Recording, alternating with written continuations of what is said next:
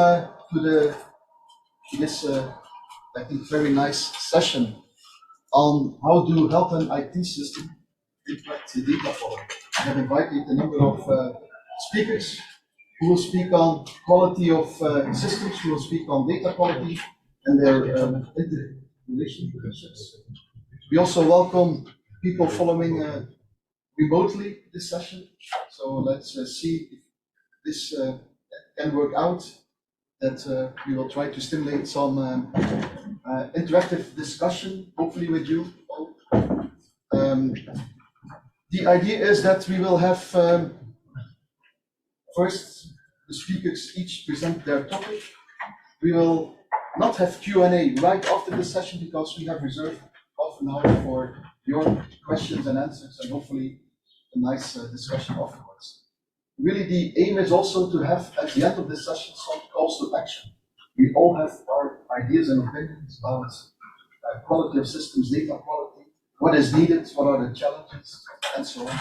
And we would like to have also to capture that from you and to see if maybe we are here for a couple of days, maybe some interesting opportunities to work together on some of those aspects. So that is really also one of the ambitions of this session. So without further ado, I would like to introduce the first speaker, Professor Carlos Saez from the Universitat Politécnica de Valencia. Buenos días, Carlos. Nice that you are here. Carlos is an assistant professor at the Biomedical Data Science Lab at his university, and he will share his ideas and experience of 10 years of developing data quality metrics and dashboards. The floor is yours, Carlos. Thank you so much, Pascal.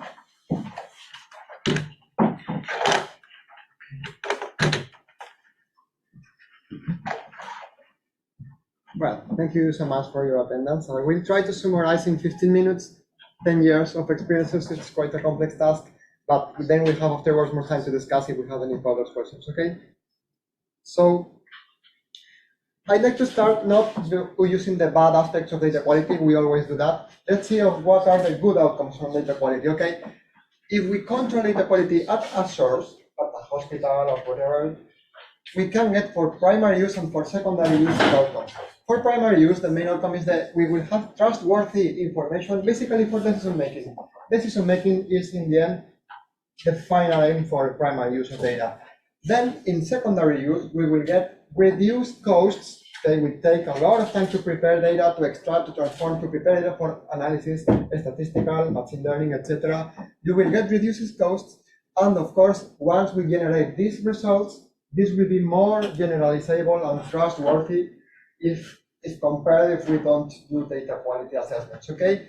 So basically, it's trustworthiness and optimality, the two key outcomes from data quality assessment. So in this talk, I am presenting some of the results from our research group, okay, in the Universitario de Valencia, that we have 10 years of experience working specifically on data quality, with specific projects, specific services. This is one of our 3 research lines, okay? Currently, we have projects for pharmaceutical manufacturing quality control, for controlling quality in hospitals, okay? But let's attach to some of the examples. We will describe 3 main actions. Okay, let's start on the first one. This was a project to control and to assess the quality of data at a hospital in Murcia, Spain, mainly, basically within the framework of an improvement program to optimize the health outcomes. Let me close this, sorry. Okay, to optimize the health outcomes in perinatal and infant feeding care, okay? So basically, the data quality was incorporated in 2009 until now, and we can see there, it is a single representation of our outcomes, which is the duration of breastfeeding, or any type of breastfeeding. One of the key indicators for the World Health Organization regarding breastfeeding and the health of babies, okay? So at this point, we started a project with the hospital funded by the Spanish Ministry of Health that we incorporated data quality metrics and control dashboards in order to improve these outcomes. A very brief background, okay? Breastfeeding. Breastfeeding is key for the health of the babies, okay? So there are three main types of breastfeeding: exclusive, and then when it is only breastfeeding, okay? Then at some point we introduce liquids. These liquids, which are non-nutritive liquids, then it is called full breastfeeding. This is another indicator. And then we introduce food or formula. This is called any breastfeeding. So at the beginning, since the baby is born, basically any kind of breastfeeding can occur, okay? So ideally, it is recommended to have exclusive breastfeeding until 6 months of life.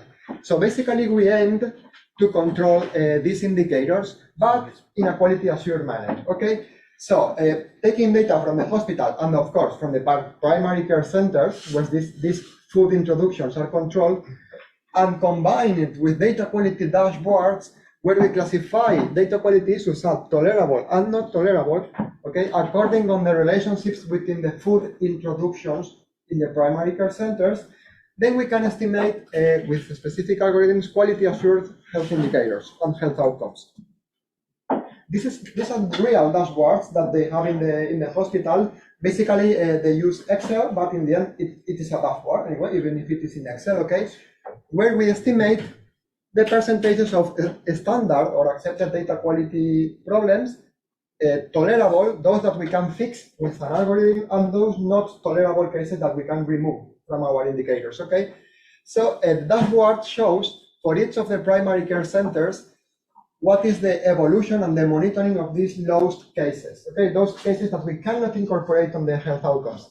And then combining both the fully quality assured data and those with tolerable levels, we can estimate these quality assured indicators. The difference here is that if we only use totally perfect data, we are overestimating the health outcomes. Okay, the average median of the duration was 4 months of, in that case, full breastfeeding, okay? But if we incorporate some cases which quality level, if at the beginning could be excluded, but with some filters we can adapt and control them, we will get more realistic indicators which are a bit lower than those using only high quality data, okay?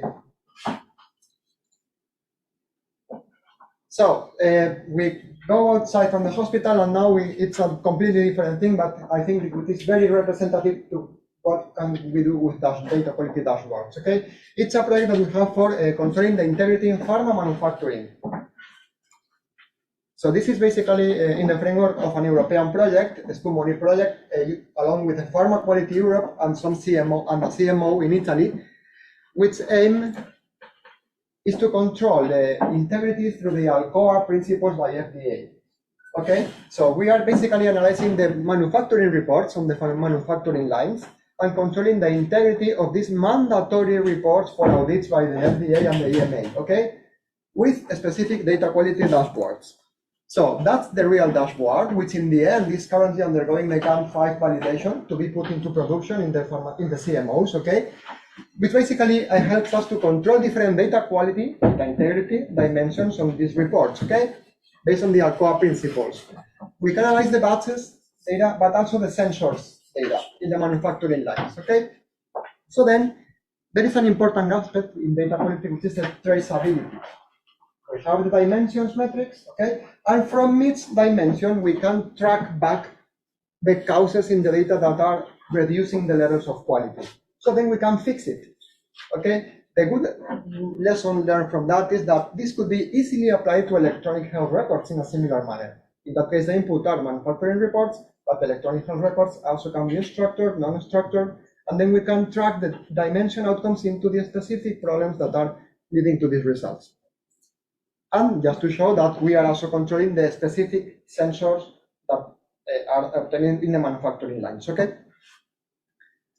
So the third approach is basically related to some of the dashboard applications of a method that we have in development in the last years, which is envisaged to control the variability in data over time and across sources. Okay? It's an important quality aspect. We want data to be stable across different sources generating data, different hospitals or even different persons, okay? There are many causes, okay? Changes in protocols, systematic errors, personal biases, okay? And we call multi-source stability if this happens across sources, let's say hospitals, persons, etc. And we call it temporal stability if this happens over time. And an important problem there is that even if we use standards, even if we use health information standards to aggregate or make interoperable different systems, these differences may still exist. They may persist in the statistical distributions of data. And this is critical for data reuse, specifically for artificial intelligence or machine learning. So we have a tool, okay? This is an open source tool that you can use to estimate this temporal variability, okay? And we are showing now some of the results obtained through this specific tool, which is an R package. Okay, first, this study analyzed 451 hospitals' episode statistics in the UK. What we can see here, let's see first this side, it is a heat map of the evolution of the frequencies of coding in the cardiovascular disease. So what we can see, because, well, the screen is not very good, but we can see that there are several points in time with abrupt changes in the frequencies of coding, okay, in the codes that are used in cardiovascular disease. And there is also a trend. In that case, these are not specified strokes, okay, that lead to more specific coding, okay, that was good. But after these points, changes in the protocols for coding make that the statistics were completely different, okay. We can also obtain this specific plot from this tool, okay. It's an information geometric temporal plot. Here we can see the evolution of this data over time. Suppose that each column here is a histogram, okay, and then we can see the distances between the histograms month by month. So what we can see here is there is trend evolution in A, but we can rapidly see with this plot that there are some problems in the coding. There are some clusters of different coding practices over time, okay? This study, a similar study was applied here in Portugal, and it has been recently published, okay, regarding how codes are applied, the frequency of codes for specific diseases in Portugal hospitals. In that case, 41 Portugal databases, hospitals, sorry. So, for instance, each row there represents a hospital, okay, and each column represents a month over time. So we can see, for instance, the frequency of acute myocardial infarction. Using the same principles as I have seen before, we detect here, like, there are over time, there are three different periods in the patterns of coding this disease, okay? Well, we found that these were related to changes or to the transitions from ICD-9 to ICD-10. So this transition also have a reflection of the statistics of coding, okay, in these hospitals. But also updates in the DRG coding softwares. This has also been reflected. Another interesting aspect for osteoarthritis. Looking at this plot, I know this is not very well seen here, but here we have points for August. Okay, this is the typical data that was quite stable, but every August was an outlier in terms of the frequency of codings. What happened in August? There are no osteoarthritis in August. Okay, this is extremely different. Something to be studied, but with this dashboard we can easily pick it up. And lastly, also the frequency of liveborns, okay? We can see on this plot that there are, of course, again, another difference over time in the frequencies of newborns, which is very extreme at some points, okay? So in that case, we also found that this was related to updates in the DRG coding softwares, being reflected on the frequency of newborns. Well, and the last example, okay, this is an example in one hospital, in one of the hospitals in Valencia, that was opened more or less 10 years ago. It is the largest hospital in the region of Valencia. It reallocated patients from the previous hospital, and then eventually they included patients from another hospital, okay? So why we made a dashboard for that information? Because there was a project in the hospital to make a model for predicting 30-day readmissions, okay? So then it was very important to reuse the data that we have for admissions and discharge to this model. As such, we obtained the typical results I have seen before. The over time, we wanted to see if over time they were stable, the distributions.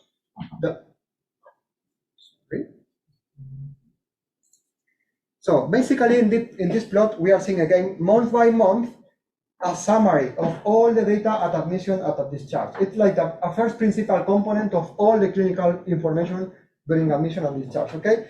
So we can see the following findings. This is the geometric plot as we have seen before. There is a group of months at the beginning of the period of the study, okay, which are associated to the establishment of the hospital, a transient state in the hospital. That is reflected on data, different data.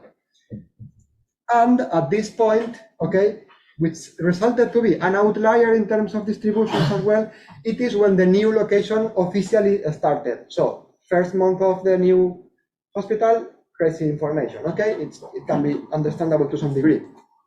But then there was also a new bed allocation policy in 2014, okay?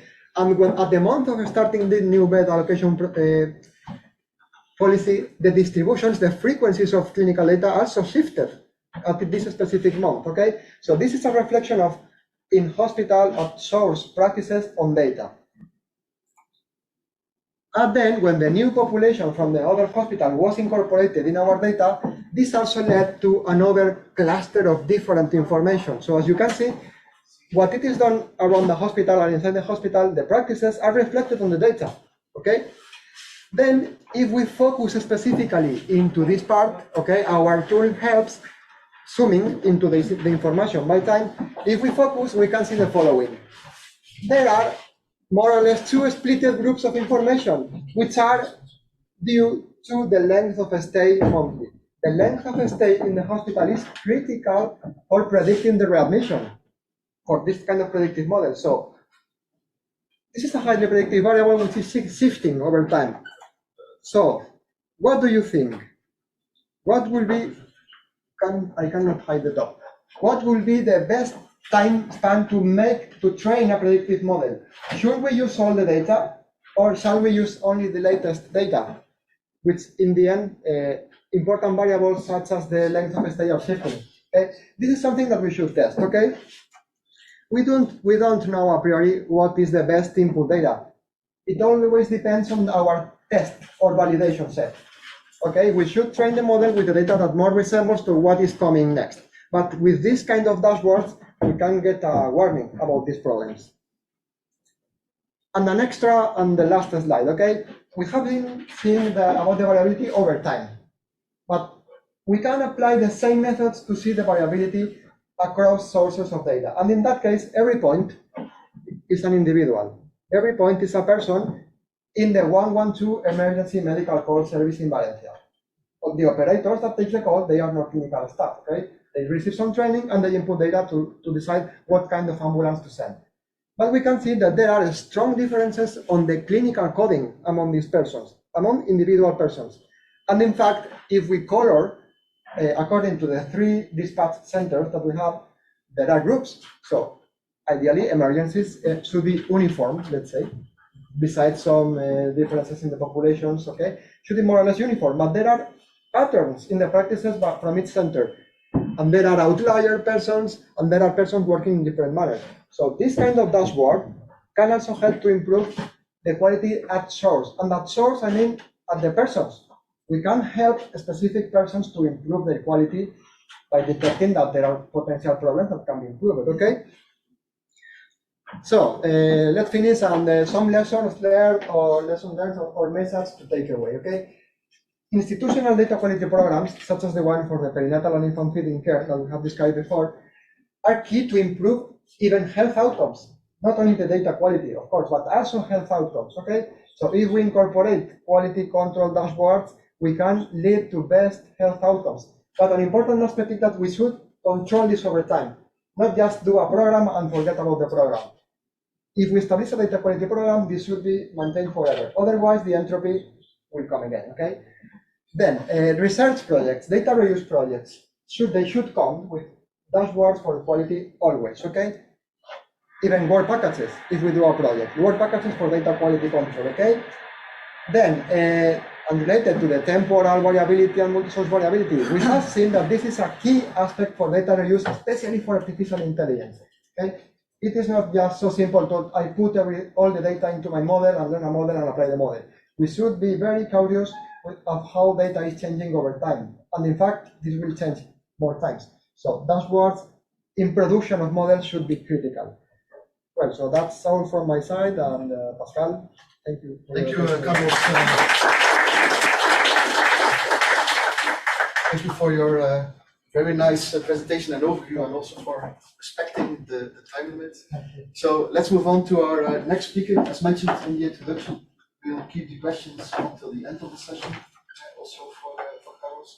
Our next speaker is Anže Droljc.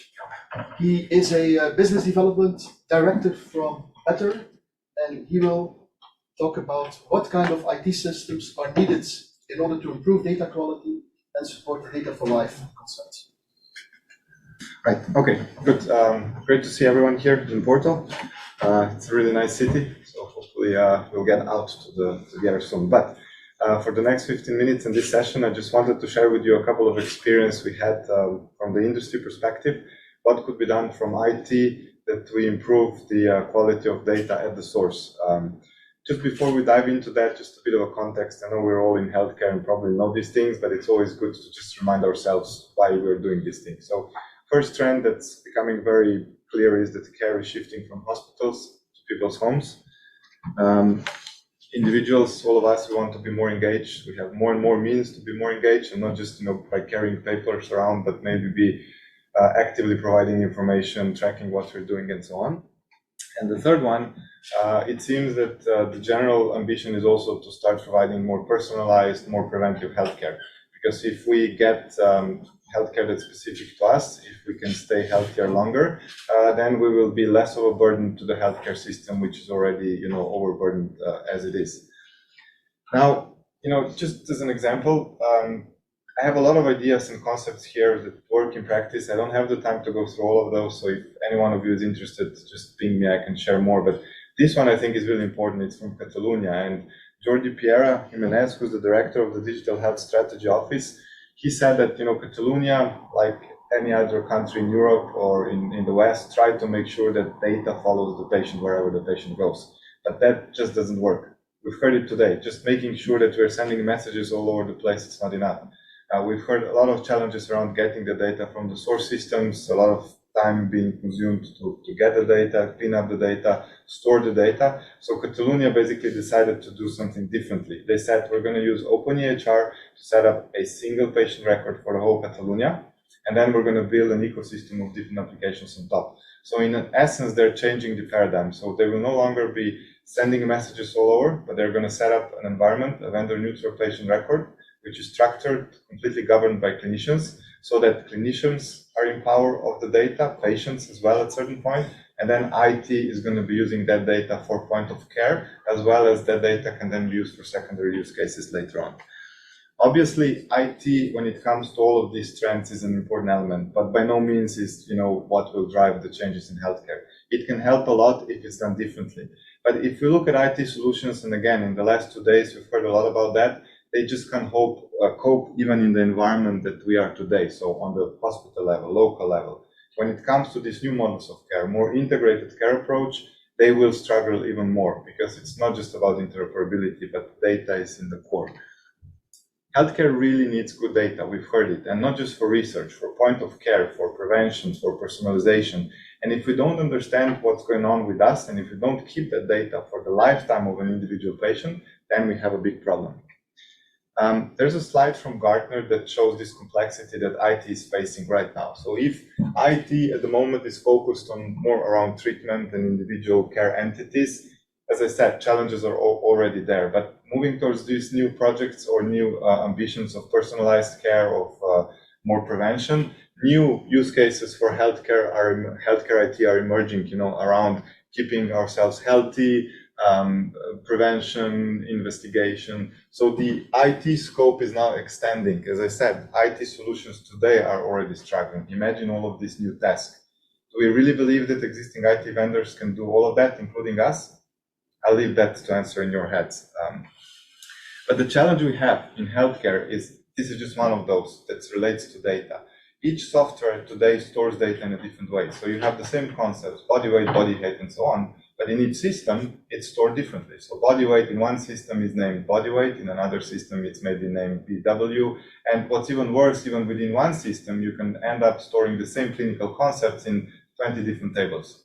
How do you get this data out? How do you make sense of it if you don't talk directly to the programmer and then he leaves and you do what? So what happens is basically that every time you want to change an IT solution for a new one, which happens more and more often because IT is just accelerating, you lose data. There's no way you can migrate the data. And we've heard it yesterday at the pre-session. We want data to stay with us from cradle to grave, because even if you're healthy when we are 40, 50, whatever, maybe when we get ill, the data from when we were born or in schools or in our adult life will be important for someone to figure out a pattern across the whole population and say, hey, we've treated the person like with your patterns. This is the result. They survived, right? So it can help us, but not with the current model of how we store the data. So this is one of the messages that I'd like to get across today. It's not just how we exchange the data, but it's how we store the data at the source that is really, really important.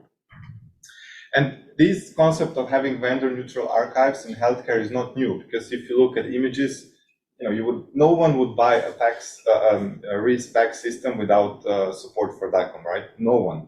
The same for documents. If it's not a PDF or maybe HL7 CDA, you wouldn't consider such a VNA, and you're buying VNAs in hospitals. Why for structured data that has so much positive impact on the other side, which we've heard why it's all used, we still don't care. We're just happy with storing it whatever way we want.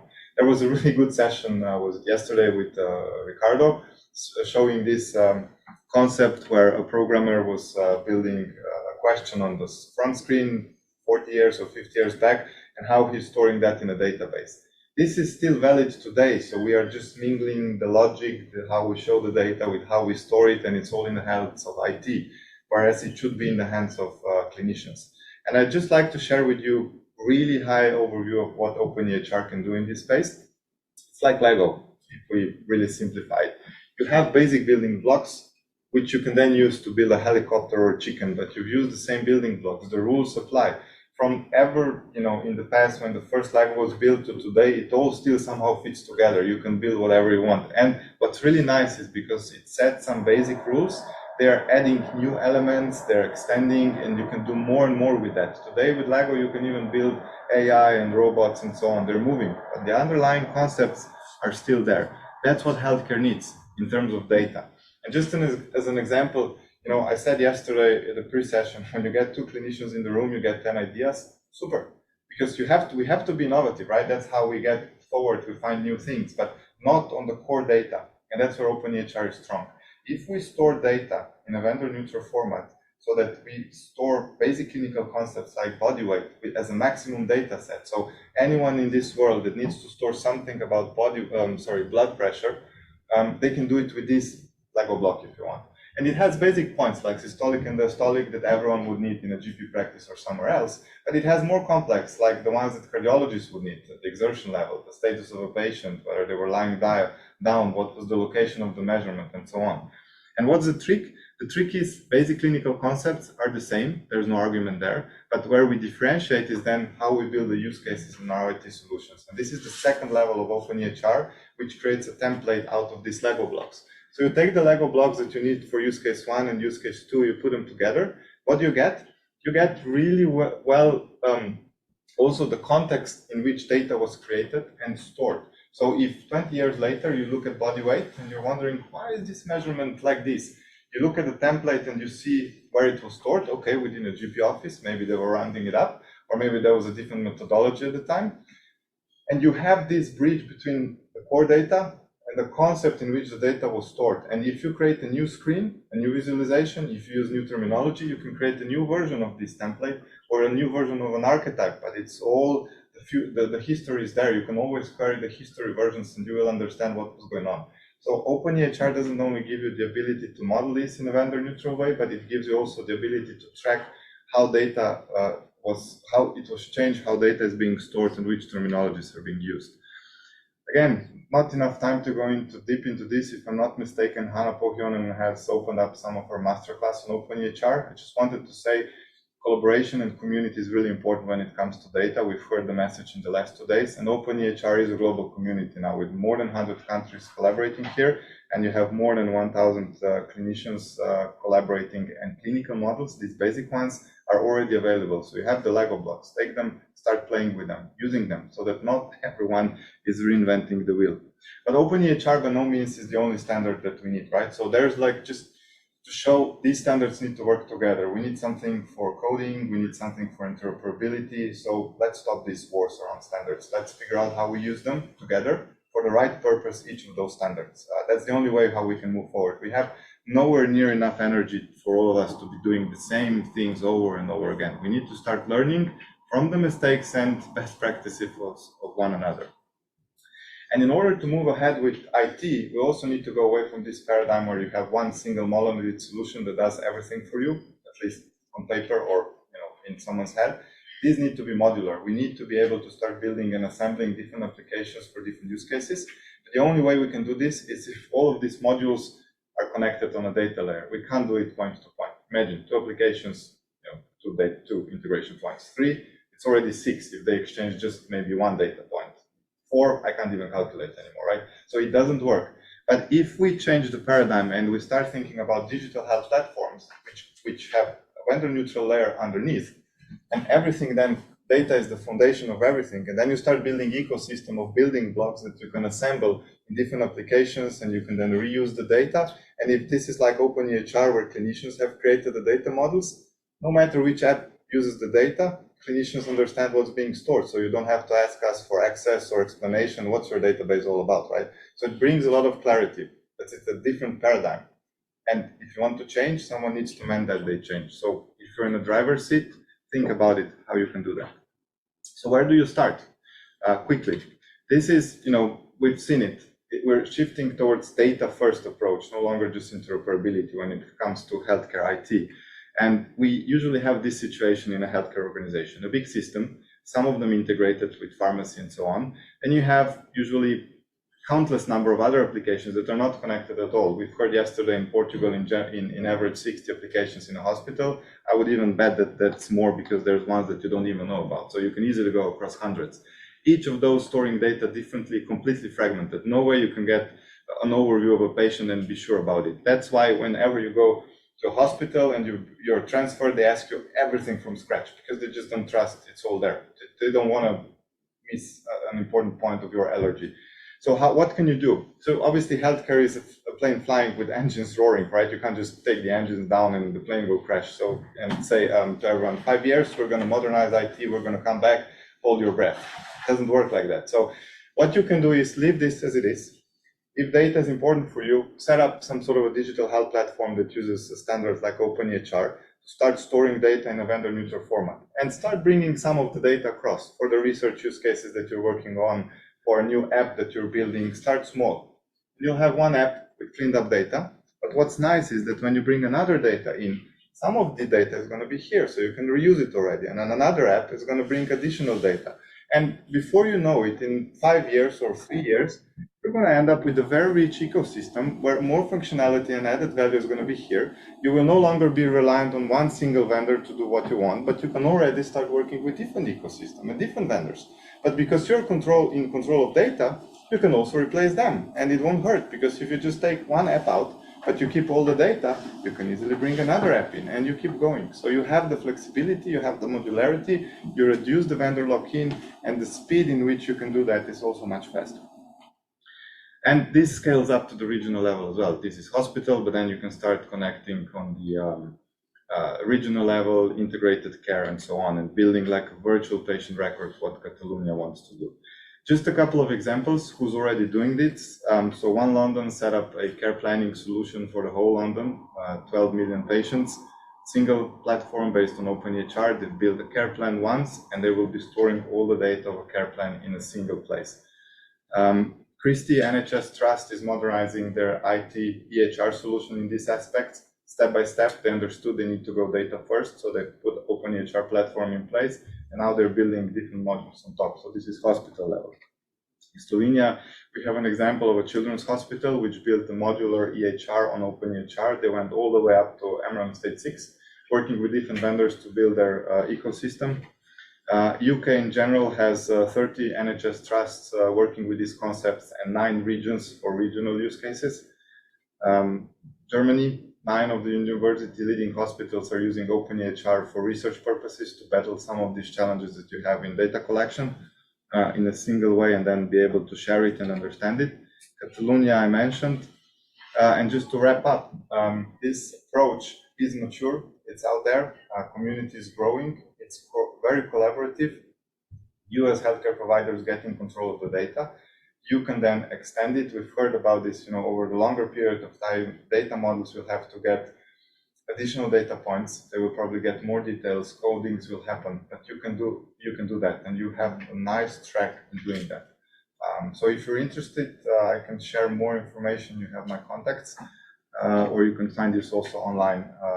Yeah, and let's work together to make some change around how we handle the data. Thank you very much. Thank you, Anže, for a very nice presentation.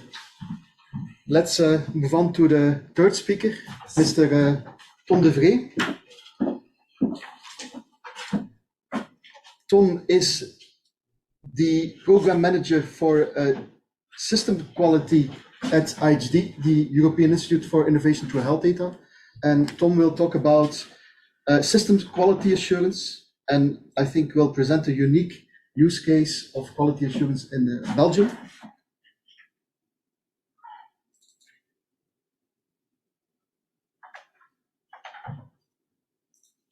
The floor is yours, Tom. Thank you, Pascal, for the kind introduction. As Pascal pointed out, I work for IHD, but also for its sister company named RAMIT. RAMIT stands for Research in Advanced Medical Informatics and Telematics. There is actually a big overlap in the activities when it comes to system quality testing. There, IHD is more active on a European or / international level. RAMIT operates more on a, or at least nowadays, on a national level in Belgium. And that's what I would like to talk about with you today, sharing our experience in how we are establishing quality assurance in EHR systems in Belgium. And as you can see, we have a holistic approach. And I wanted to kick off here where we left or stopped our discussion yesterday after, I think it was your presentation. Someone made the remark that we are investing so many time, energy, and money in cleaning up data, extracting data, transferring data, reading data, but shouldn't we go back to the source and invest more time in system quality, but also in the user itself? As a wise man once said, a fool with a tool is still a fool. I think that it doesn't need any explanation. If you have a state-of-the-art system but you're not well trained to use it, then it doesn't make any sense. Then system quality, that's what we are going to talk about today. So quality assurance in Belgium, it all started with the law of January 25th in 1999. As you can see, His Majesty may define minimal criteria to be met by software applications managing the electronic health medical records in order to be homologated by the Ministry of Health. Next, in 2008 in Belgium, the e-health platform was established, and their responsibilities lay within the actually everything that has to do with e-health. So also testing was organized, and they started the procedure.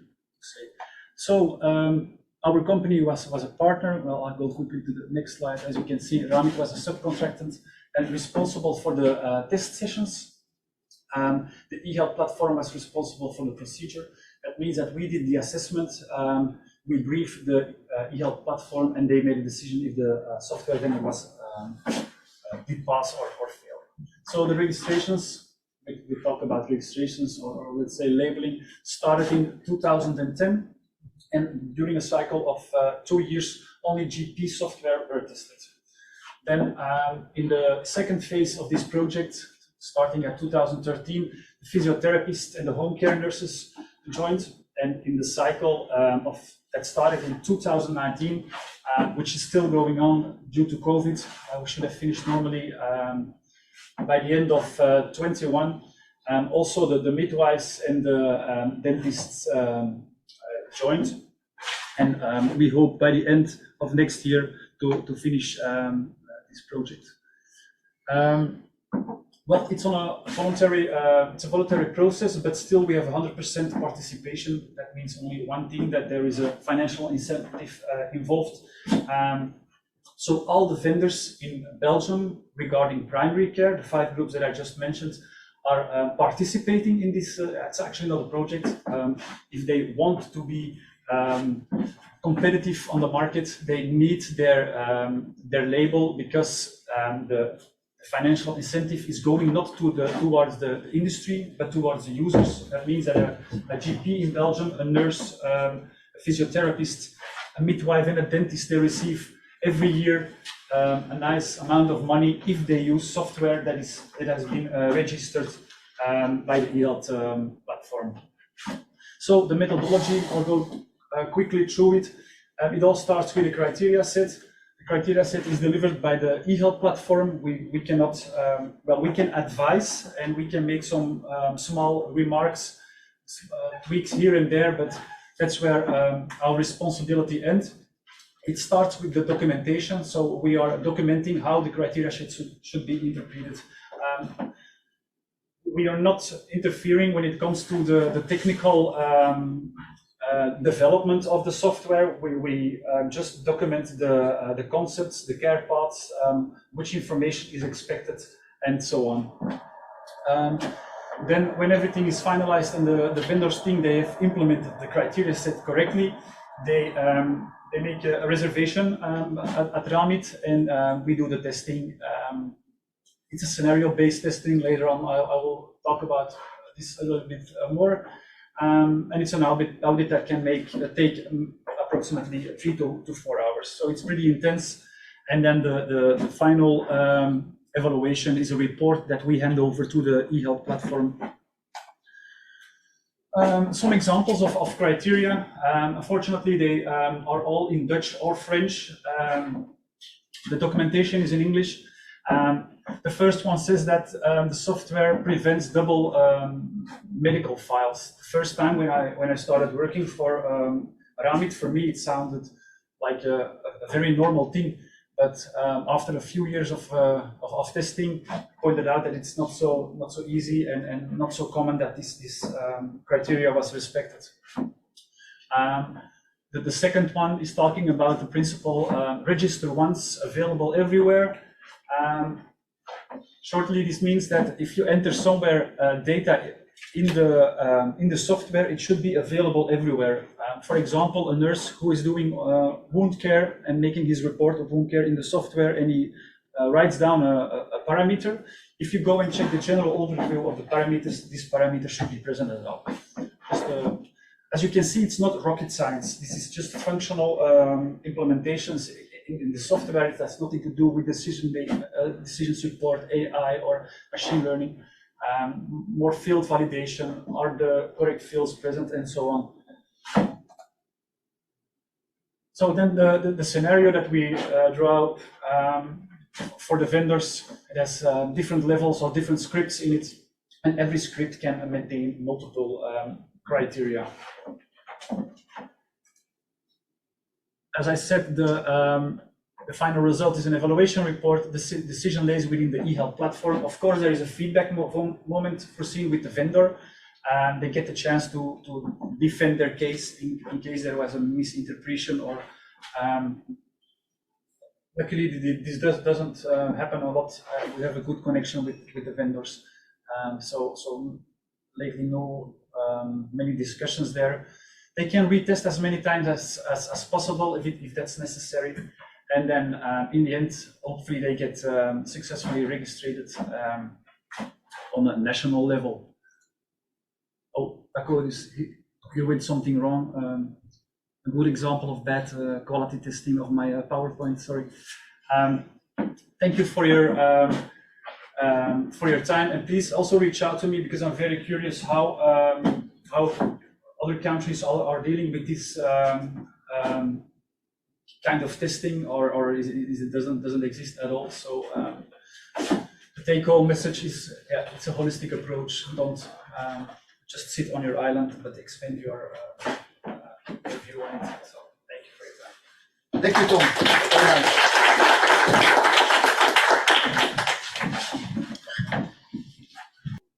Let's continue with the fourth and final presentation. And The final presentation will be given by Bob van der Stichele, who is an emeritus professor from the Ghent University in Belgium. Actually, he is very active. He works currently as a senior research coordinator at ICT, European Institute for Innovation through Health Data. And Bob will talk about quality of prescribing and quality of medical documentation in nursing homes. Good morning. Yes.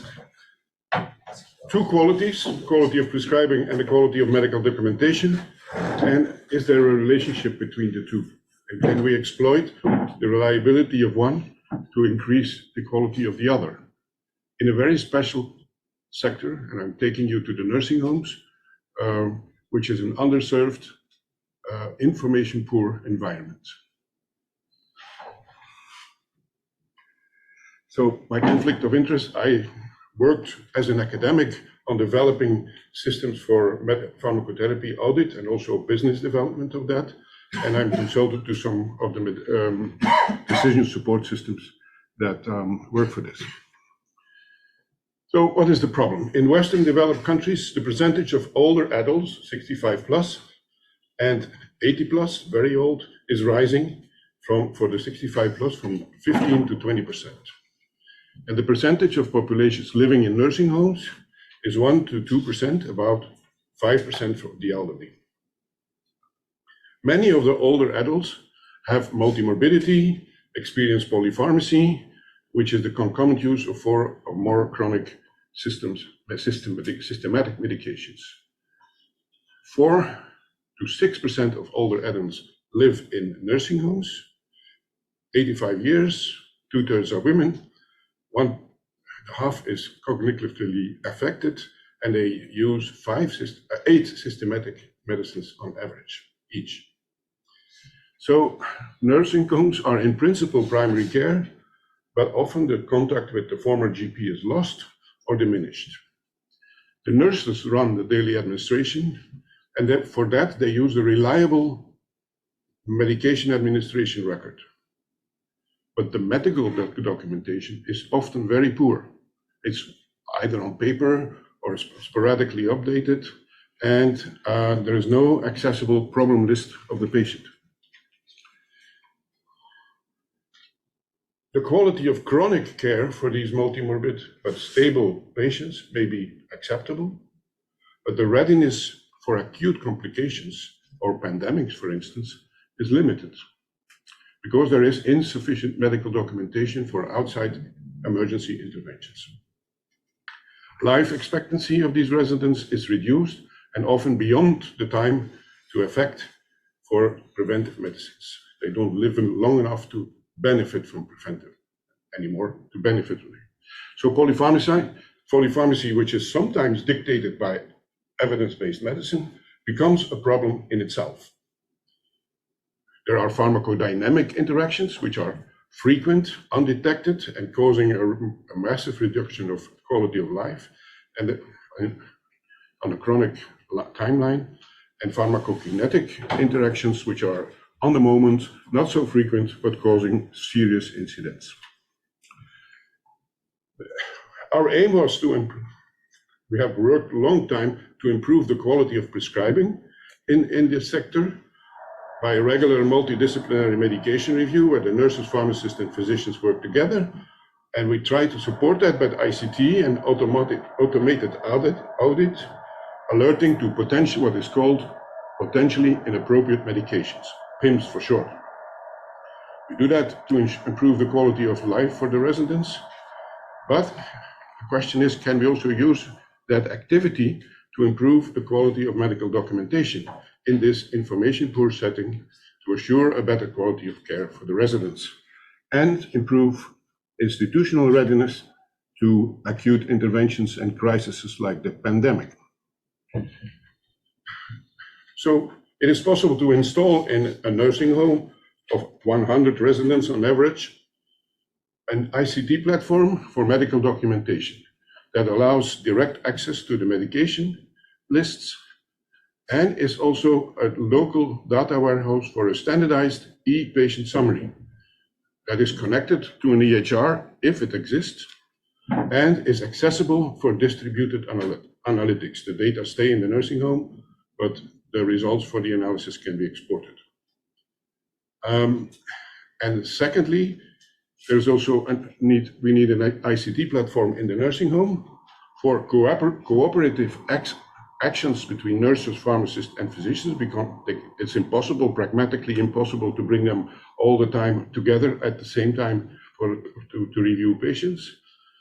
We can analyze the medication list using PIMS, surveying chronic pharmacodynamic effects, estimating cholinergic burden, assessing PIMS, suggesting actions for deprescribing, but that should be preceded by an update of the clinical information with the medication information as a trigger. In order to explain that, I must explain the principle of audit of prescribing. It's based on explicit criteria of potentially inappropriate prescribing, and basically these rules have the same structure.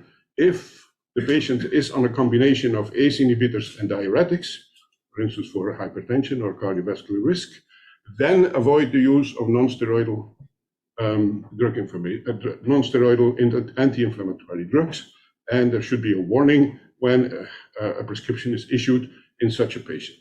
Why? Because there is a serious risk of acute renal and cardiac failure by these interactions, it's called in our sector the triple wham. 3 medications, all 3 bad for the kidney. ICT-wise, that can be translated: if a drug from class CO5 and CO2 is present on the medication list, then trigger alert 471, avoid non-steroidals because there is a risk.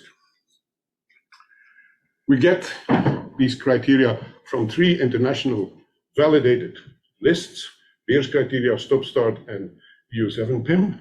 We have brought all these criteria together in one repository, 650 criteria.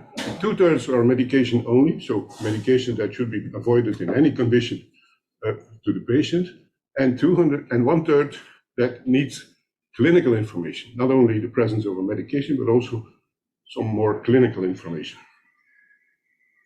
These criteria can be applied by clinical pharmacists in a research and practice setting, but it is enormously time-consuming, and it can also be automated for most of the criteria. But if you only use the medication criteria, you scratch the surface. If you have the clinical information, you can go more to the heart of the matter.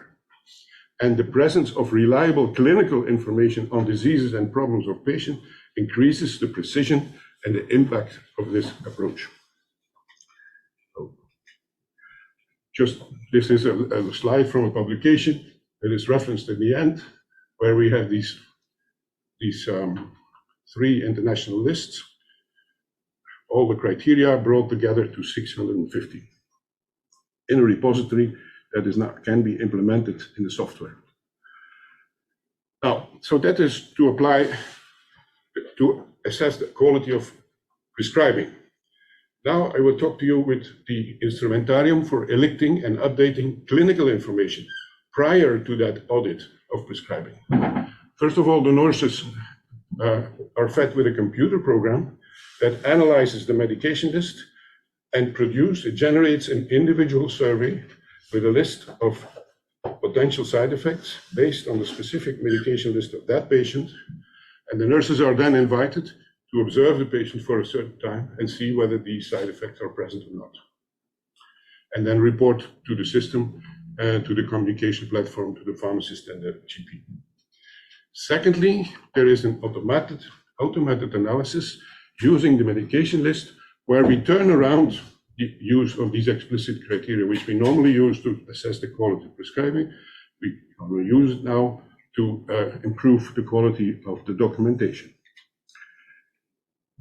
So the principle of doing that is, first we start from the medication list from an individual patient.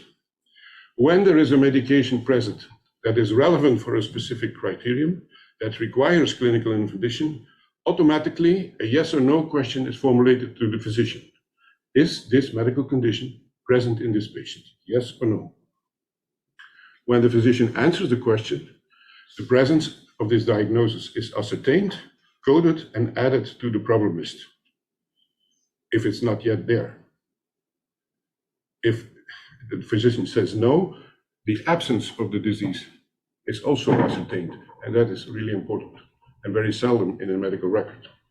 So an example, using medication X for disease A is potentially inappropriate, that's the criterion. If the patient is on medication X, then the question will be launched. Does the patient has this disease X? And if he has it, the code is added to the problem list, and if not, absence is ascertained. We have developed a knowledge base that underlies this tool. All these criteria, if you analyze them in these 250 clinical criteria, 90 different medical conditions are named. So we created a pool of 96 yes or no questions. And then these 90 medical conditions were subjected to a coding process relating ICPC, ICD, SNOMED to allow recording of this information in different systems.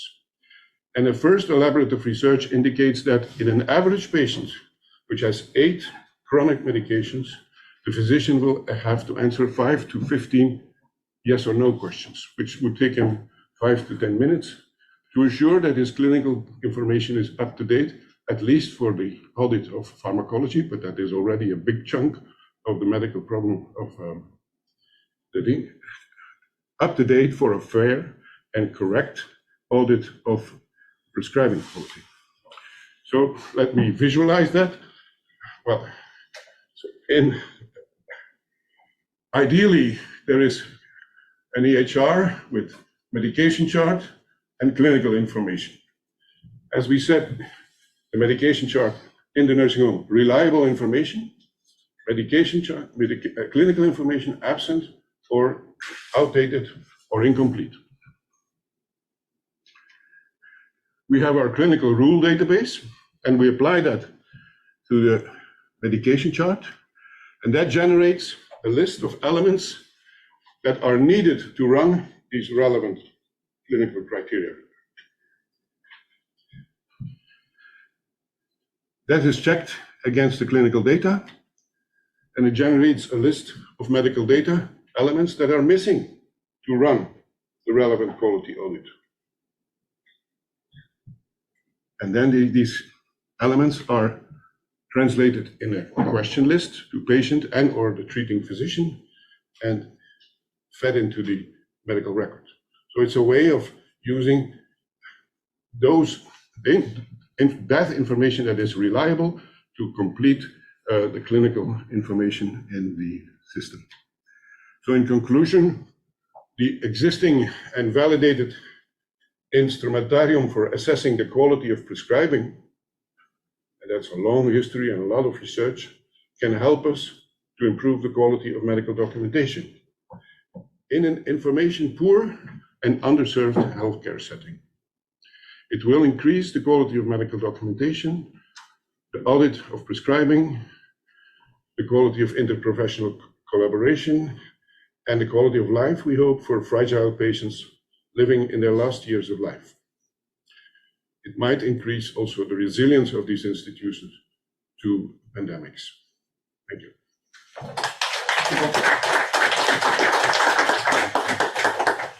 Thank you, Bob, for a nice presentation as well. I think we've seen some different approaches to either system quality, data quality, some interesting use cases, some experiences based on many years in this domain. Also that, I think some interesting messages were put forward. I can imagine that you have some questions to one or more of the speakers, and maybe let's start with that, with the Q&A session. Questions from you to any one of the speakers? We'll make a start. Or was it all clear and obvious to you, or? Yes, that's it. Sorry, the person after you. Oh, okay. Well, my name is Octavian. was late, and I don't know if you will talk about this, but is there any other standards besides open of records that operate in Europe, or just this is the only one, and everyone else just is doing by themselves how they want? Data persistence, you mean? There is how to store the data. Yeah.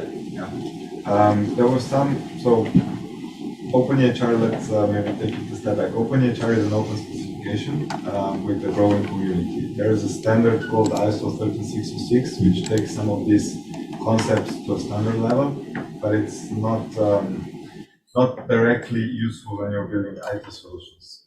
So in terms of, then you also have OMO, which is being more and more used in research, but OMO also doesn't cope well when if you wanted to use it for building IT solutions for point of care.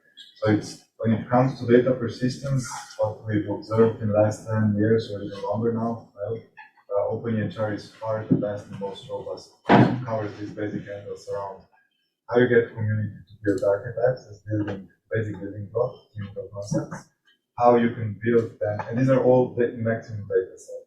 How you can then build templates, still like niches, then you hand that over to IT to build on top.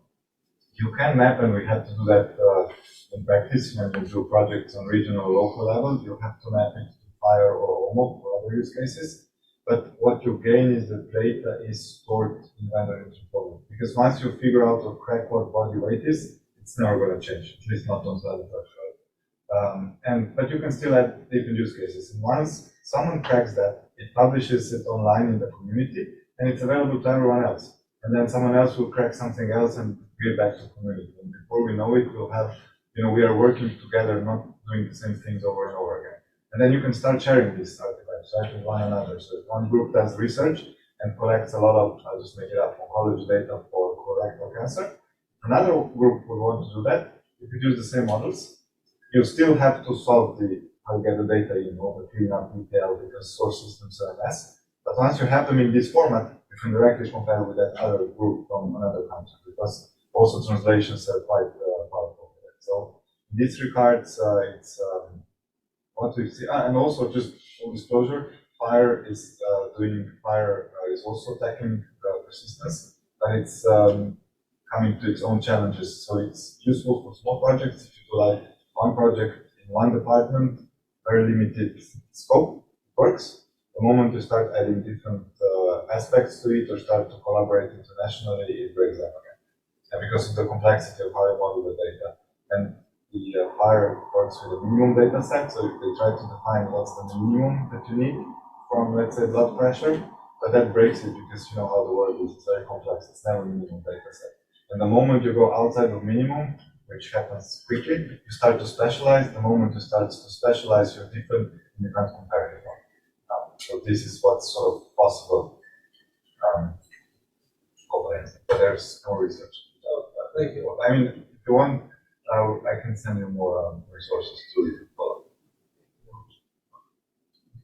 There's another question?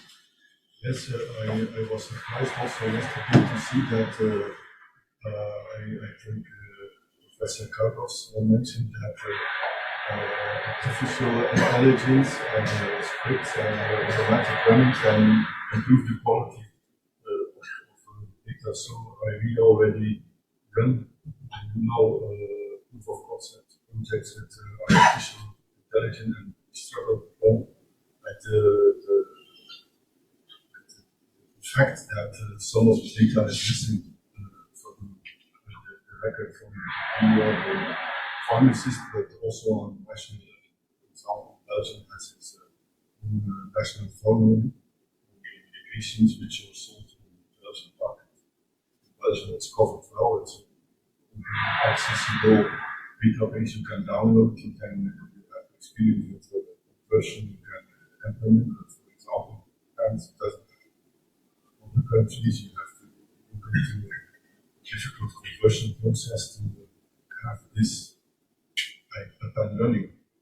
We now run, for example, elderly care centers, where before they had to do a manual analysis of researching in medication databases. for adverse effects, 2-3 hours on patient. We now run it in seconds for 200 patients at once. And it's very exhaustive in that sense that there are no much failures that the algorithms are validated by doctors or straightforward. And this, of course, will improve a lot. I can imagine that even in the setup of a hospital in Belgium, that not all patients who pass the hospital and go out back to the hospital have not an in-depth analysis of the medication and the possible adverse effects or negative impacts on their health, which can happen. Yeah, for us, it's like struggling. We had some experiments with open EMR, like to see to have like a central repository where we can get data from the pharmacist, data from the GP, data from nursing files together. Yeah, it's like finding the in between before then running this artificial intelligence software concepts. But it works fine. It's fast, it saves a lot of time. And gives a lot of extra data. Now you're running quality metrics and data or quality control. Yeah, That fits the AI. Your ICT people, so we don't change what is validated as algorithms and scripts. We are qualified to do it.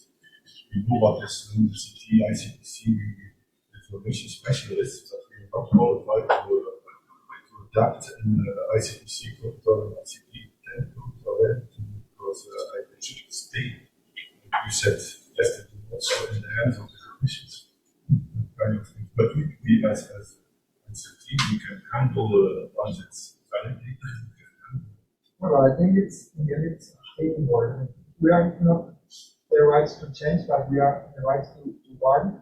They are not even the ones that are able to change, because this is at a higher level. I mean, a change comes from very different perspectives. So in IT should be at the core of data design and data reviews. It's a big challenge. Because this process of creating those algorithms is really a time-consuming issue. I think it's a very interesting point you have raised and discussed. I think we also heard this morning in the plenary session that I think Jens referred to against the kind of challenging and dynamic complexity, data quality. And I think what is indeed important, also what we discussed yesterday in the pre-conference tutorial, that we need this kind of multidisciplinary approach. We need to sit together with IT people, with the clinicians, with the statisticians, with the engineers, and address this in a multidisciplinary way. To give you an example, when we are involved in data quality assessments, we have worked with you together in Spain, we have worked together within other initiatives. Then when we talk about data quality, we need to really scope it down. What do we need to address? What are the dimensions that we are going to measure and assess? And also, it's depending. If we talk about outliers or extreme values, what is data of good quality or not? It also depends on, for instance, the patient population, the condition. If you say that we are assessing data quality, for instance, of blood pressure measurements, it could be that this measurement is fine for that specific patient on that drug. So what we typically do is based on starting from some medical domains, we sit together with the clinicians, with the cardiologists, with the other types of specialists, and we really discuss what are the algorithms. But the algorithms depend, because when we sit together with cardiologists, they would tell us, no, for that type of patient, with that type of medication, with that condition, this is fine for me. This is not okay for that patient. And what we are trying to build, and I think that is interesting, we are trying to make this repository of also algorithms that we can then use to assess data. And all of the advantages also is in creating those organisms, bins and scripts and so on. There is no red flag or alert from the system. Even we can point the clinicians to the source data, to a medication database, and you have a monograph of the drug who is related to the algorithm, giving fast reference information or scientific information, not to have to look up and this medication database, the other one, then a headline. Yep, interesting. Another question? Yeah. Or not? Thank you. I'm Philip. I have a question regarding OpenEHR, and to understand, well, it's two questions. One is to understand whether its suitability is much more directed to primary use of data and how far it has been tested into secondary use of data. And here I mean like large, complex, multicentric studies that can be deployed using within centers that use such infrastructure. And the second one is how, again, strong it is in data sets and in data structures that lie more beyond the hospital setting. So we know that more and more the data will come from the patient at home, wearables, devices, patient-reported data apps, and so on. How much it has been tested also in that kind of setting to ingest data that comes from the patient directly. And if I can just throw one, that is how much it has been tested also as well, and how strong you feel, because I don't know, I'm a bit like on how total the data on the HR. How strong it is also for the, let's say, resource data, costing data, that obviously is also very important for a hospital, for tying with the reimbursement of the system and so on, and how it also can handle that side of a hospital structure that is the administrative side, let's say. They're good questions. I'll try to keep it short because this could keep me going, but we can catch up afterwards. So first, let's go with OpenAirGP is good for primary use of data. It will struggle if you use it natively for research because it's good for storing structured data per patient and getting data out per patient. If you want to use it for complex queries, combination of different data sources, the approach is not ideal. But what it is really good for is that even if you think about it, is if you, for all of these research cases, you always have an ETL, right? So at this stage, it could be used to make sure that your starting point of where you're getting data from is OpenEHR, because it's always stored in the same way and you are normalizing into the same data store. Otherwise, you're going to build your own custom database for stage one of your ETL, and you're losing time and you're making custom data model again. So up until that point, it's okay. When you start to do more complex queries and so on. I understand that, and it's good that you mentioned that there is already ongoing work for OpenEHR to OMOP, because I understand that OMOP can scale much more in that secondary data use case. So for that perspective, that's the one. Then the other question was about other areas outside of healthcare. Yeah, so this is actually a really strong point of OpenEHR, because with OpenEHR, you can, if you think your traditional model, you have an EHR solution for a hospital, they will never model in their database something that happens outside the hospital. Never. And even if they are, it's going to be, again, a one-off, which will not compare to anything. The more we move toward integrated care systems or integrated approach to care, the more of the data is imported from all those other settings. I've heard research done on, it's called social determinants of health, you've probably heard of that, and it's interesting that it's like 80% of what determines our health is actually outside of a hospital. So, and we keep ignoring that. It's how we live, what we eat, what's our education, where we work, all of that. So you can, as long as it's sort of a behavior or assessment of a human, of a person, it could go into OpenEHR, you will need a team to model that, and it will enhance nicely the core sort of physical assessment. So it will act nicely. Because even if you're thinking of use cases when we're at home, if we stick to sort of medical devices or sensors that monitor our position, and then you add other data, there will be some overlap in physical assessments, right? And you need to have a comparison to whatever happens when you're in a healthcare system. So for that area, OpenEHR is actually really good. And what also happens is I was in Estonia about 2 months ago, and they have two projects running on a national level. One is they want to build a physician-facing dashboard that's sort of like a summary of a patient, what's going on with the patient. So if you meet the patient, you get like a glimpse of what's going on with them, like basic assessments, history, medications, allergies, and so on. And then they're working on a patient-facing summary, which a patient would use in their app. In two completely different sort of end users. Data is sort of the same, but not necessarily, because doctors might want to see more details than patients. And they're struggling because they have two different teams working on that, but obviously they need to make sure that these two things connect and talk to one another. And they can't come together because they're trying to solve two different use cases with two different groups on how they integrate. But imagine if they just define the data points here and there using OpenEHR, then it doesn't matter the use case, because the underlying, the basic Legos will be the same. And if it's maximum data set, if clinicians, or again, blood pressure, we need 5 data points, okay? Patients will only need 2, because I don't know what to do with the rest, right? I mean, it's just a trend program. Am I going up, down, or am I stable, right? So I'm happy with that. So that's OpenEHR would have a big strength there, and it's community of healthcare professionals or professionals in the domain of social care and so on, for building the data blocks and then giving it over to IT to do it. Then the third one, it's more around reimbursement. That's a mixed question. In our practice, what we figured out is that for purely administrative data, FHIR is actually a better thing. So scheduling, resource data, admissions, discharge, transfers, things like that. Even where we work, we put all of that into FHIR because it's rather well defined.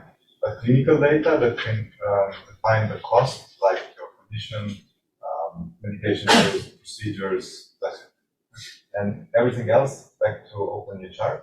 And what we need to do is we need to separate, because if you think about, there was also a lot of, on the slides, we see research being done on ICD-10 and DRGs. Come on, this is the reimbursement data. How accurate do we really believe that is? It makes no sense. That's just input because, hospitals need to get paid. And, we need to start collecting raw data of patients and obviously giving something back to physicians so they make some use of it. Otherwise, they're not going to be entering it. Why would they? And then out of that, yeah, we can do DRGs and we can do ICD-10s or whatever the reimbursement needs. So we need core data. That goes into FHIR for administrative, OpenEHR for clinical. Then let's build black boxes that do billing, that do, I don't know, per patient costing, that do whatever. But source data is the same. Should be at least, right? Thank you. I would also welcome the participants following remotely. If you have questions, please, you can put them in the chat.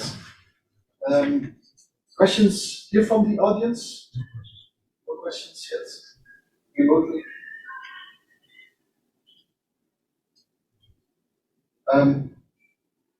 I think, Tom, you nicely presented, I think, your unique case in Belgium, what you have for quality assurance. I would like, I'm also interested to hearing from you, people from other countries. Are there similar approaches in other countries, or is this really that unique, what we are doing in Belgium?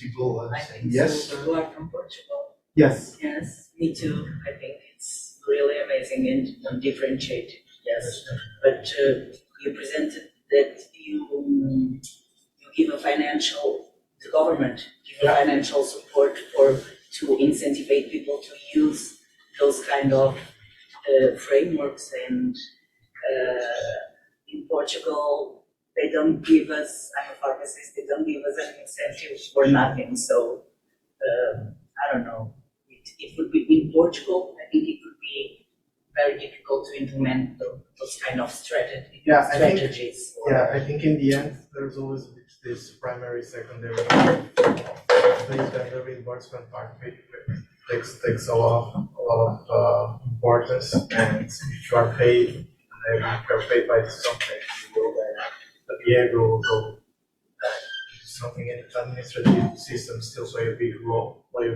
Yes. The clinical systems not so much. Now there's a big push towards more clinical research and towards creating more real world evidence out of the hospitals. And I think that will necessarily raise the question of the data quality because if you're generating evidence, it's important that obviously you cannot generate any evidence without the quality of the data. So I think that will raise a little bit more the question. Because up until now, I would say the data quality has only been raised at the administrative point. Like, what's the code? Do we code well? Do we code poorly? How much are we receiving for each code? For reimbursement purposes, and that's a big issue. I think that they don't get the whole picture about it. Their focus is on fundings.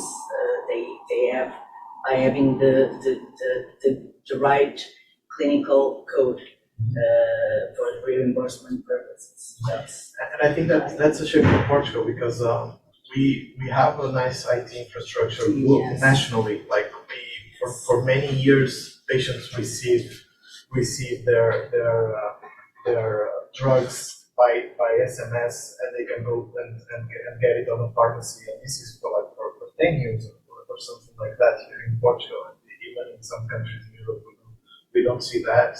We have a national EMR or a national bridge between the different public systems. So different hospitals in the public system.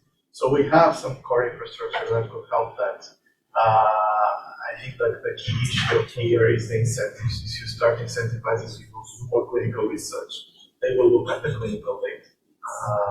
Yes.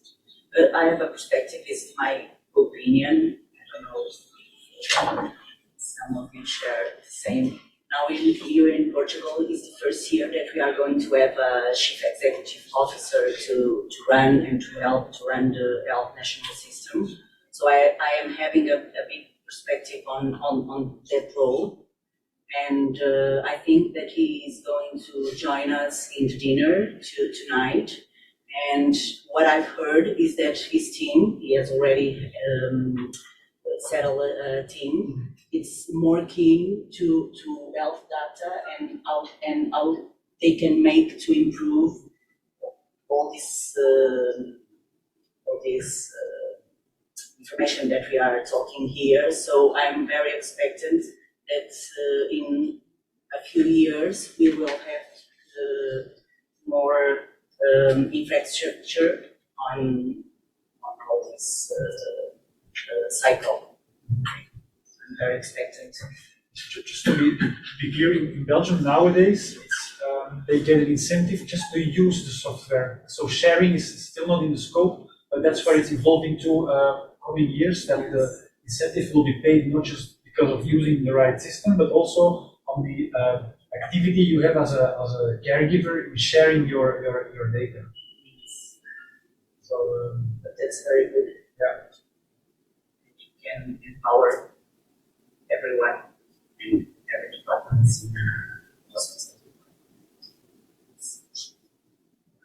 Nice to hear. Other experience to be shared or comments? Maybe a last reflection. We're also looking at the time also for having lunch. But what is also a bit striking to me is that I think some of us, we've been in the field for many years now. I think we've seen now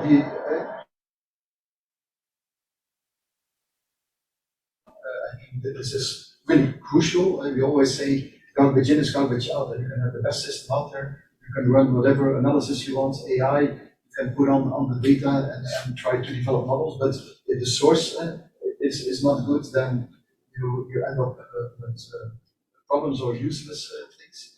I think what also is still is a bit striking to me is that the topic of data quality. What are we really talking about? Because even today, we've seen by the speakers, we've seen in the previous session yesterday, it seems that we are sometimes using different frameworks that we refer to. We have Khan, the framework, we have other frameworks of data quality this morning. We also heard we will focus on those dimensions. So for me, I think it's still important to really define, also based on the use case, because indeed data quality for the care of the patients or data quality for secondary use is different. We need to address different things and aspects. And I think there's still work to be done to really, are we talking the same language? Do we really mean the same? What needs to be addressed? I don't know what your opinion is. I mean, is that clear to you all? If I would ask you what is data quality for you, I think we might hear different definitions or. That's okay. Also,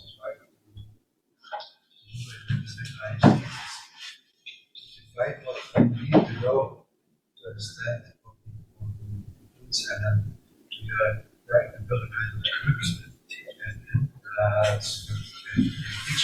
it, that's language and that's successful.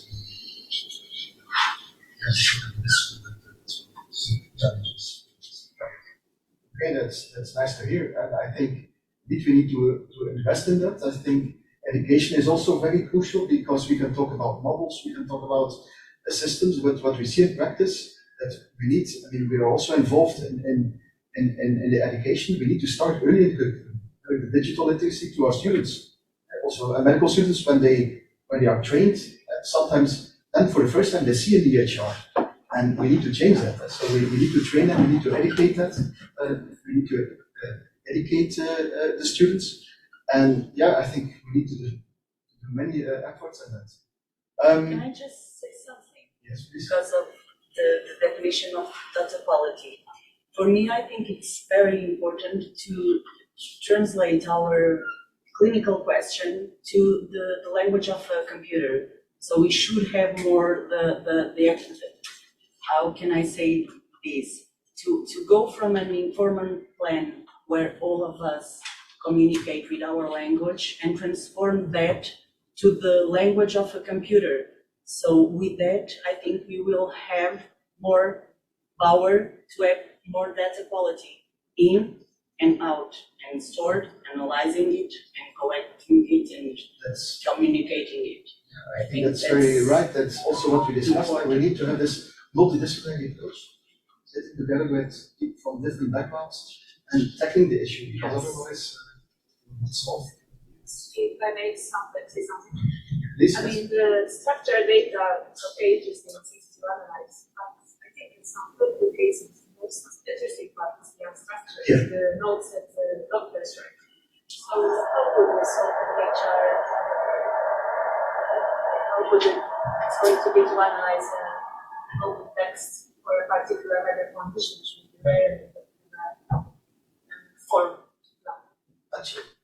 Yeah, well, unstructured, to be honest, I mean, you're right. I mean, healthcare is probably the industry that's most pressured to structure the data. Well, are any of us structuring the data in a daily level? Even if you have to put email in there, it's already when you write an email. So I guess it's a balance. I mean, OpenEHR can't solve that. So you can store free text in OpenEHR, but then you would need NLP, natural language processor, to analyze what's in there to get some sense out of it.